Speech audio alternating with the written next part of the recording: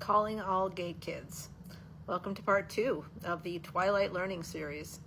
If you're new here, we're exploring the theory that some of us were unknowingly subjected to mind training protocols while still in elementary school.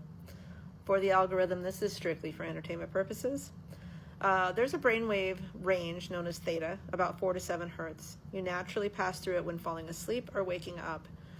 It's also the state your brain enters during deep meditation, hypnosis, or that dreamlike place where you're awake but not fully conscious. Why does it matter? Because in the theta state, the brain becomes highly suggestible. It's a doorway to the subconscious. So this is where Twilight learning, developed by psychologist Thomas Budzinski, did its work.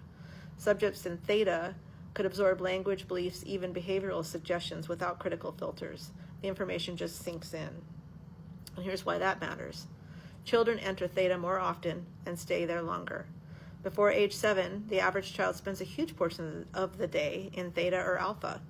This is part of why kids seem like sponges for language and behavior, but it's also why they're easier to program.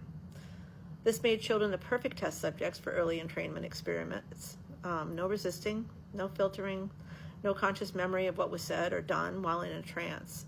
So if you were a highly imaginative, sensitive, gifted kid, you weren't just easier to teach, you were easier to reach. And they may not have been just looking for smart kids, but for a neurological type. High focus or hyperfixation, rich inner world, lucid dreams or sleep anomalies, high sensitivity to sound or vibration, emotional and energetic openness.